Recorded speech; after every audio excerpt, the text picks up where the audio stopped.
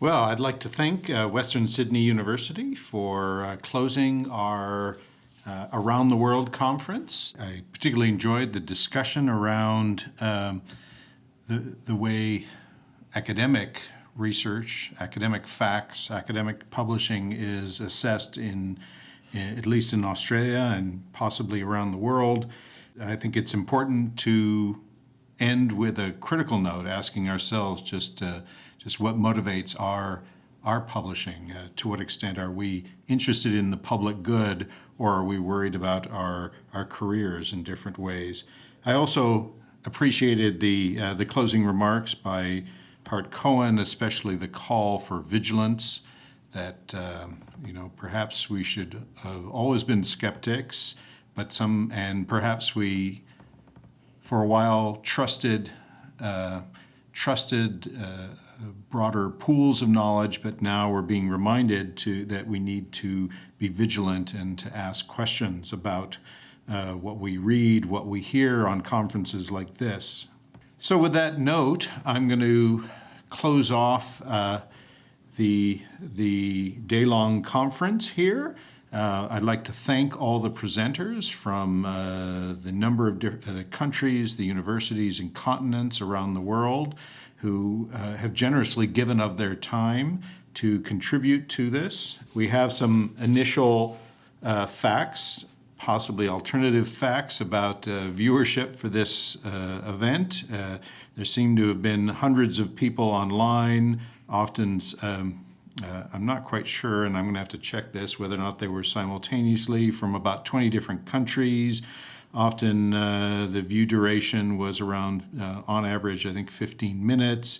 And one of the things I know from previous conferences is that there will be a long tail event, and that many of these talks will be watched again and again later over the next year or so. It's important to thank the people who've put a lot of work into this. There's both the speakers that we have heard from, the support staff and people who helped them set up and be able to talk to us online. And I'd like to thank the people here who have made this possible. Starting with the project manager, Chelsea Mia. She's a graduate student in English, very interested in digital humanities, and she did an absolutely spectacular job in organizing us, especially organizing me. Oliver Rossier, Adam Dombovari from ACE and from KIAS have spent months organizing this, budgeting it, making sure that things were in place.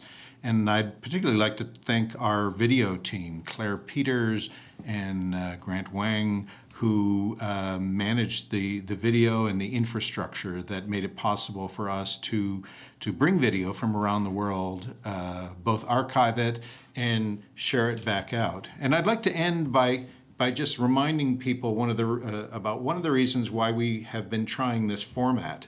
There was, in the last panel, there was an interesting discussion about some of the challenges in the academy around form. On the one hand, why should we be calling something digital humanities where, in some sense, the word digital just indicates a particular form? On the other hand, I think it was Hart Cohen reminded us that often the humanities were antithetical to forms other than print. Here at the Cool Institute, we've been trying to experiment with form, but especially experiment with sustainability, with ways of gathering community that don't involve the form of airplane trips. We've done a little back-of-the-envelope calculation, and we believe that, had we tried to organize a conference like this here in Edmonton, it would have cost significantly more in terms of carbon. That's sort of the experiment that we've been trying to do, is to imagine sustainable forms of gathering and to see if we can actually calculate the savings and the advantages and disadvantages. And we'd love to hear from you if you have thoughts on this. So goodbye, and thank you for joining us.